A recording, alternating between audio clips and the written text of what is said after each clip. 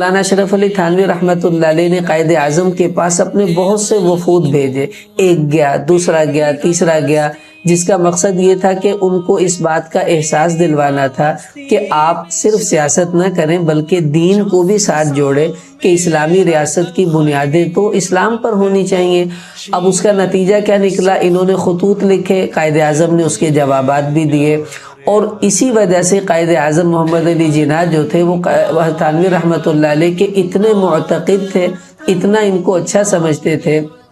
ایک دفعہ ایسا ہوا، ایک مجلس تھی، تو اس مجلس میں ایک آدمی نے یہ بات کہہ دی قائد اعظم رحمۃ اللہ علیہ کو کہ جو کانگریس ہے اس کی طرف علماء کا رجحان زیادہ ہے، وہاں زیادہ عالم ہے، اور مسلم لیگ میں زیادہ علماء نہیں ہیں۔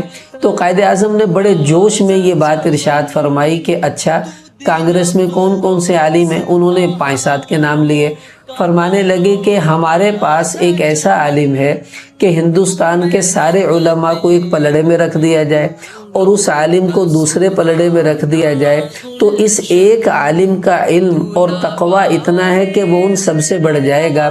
کہ وہ کون ہے؟ کہ وہ مولانا اشرف علی تھانوی رحمۃ اللہ علیہ ہیں، کہ یہ میرے پاس وہ عالم ہے جو ان سب سے بڑا ہوا، وہ ایک ہی سب پر بھاری ہے۔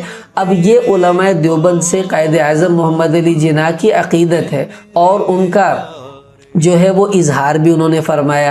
پھر ایسا ہوا، ایک دفعہ قائد اعظم محمد علی جناح ایک مجلس میں تھے، تو انہوں نے ایک بات چلی علماء پر، تو انہوں نے فرمایا کہ دیکھو مجھے یہ بتاؤ کہ ہندوستان میں سب سے بڑا عالم اس وقت کون ہے؟ اب لوگوں نے 2-4 نام لیے، کہا نہیں۔ کہا اچھا آپ بتائیں۔ کہا میں بتاتا ہوں سب سے بڑا عالم اس وقت کون ہے۔ اندر گئے، ایک خط لے کر آئے اور ان لوگوں کو کہا یہ پڑھو۔ جب انہوں نے پڑھا تو وہ مولانا اشرف علی تھانوی رحمۃ اللہ علیہ کا وہ خط تھا جو انہوں نے قائد اعظم محمد علی جناح کو ایک موقع پر لکھا۔ تو لوگوں نے پڑھ کر کہا یہ تو حضرت تھانوی کا خط ہے۔ فرمانے لگے ہاں یہی وہ شخص ہے جو میرے نزدیک سب سے بڑا اس وقت عالم ہے، اس سے بڑا عالم دنیا میں کوئی نہیں ہے۔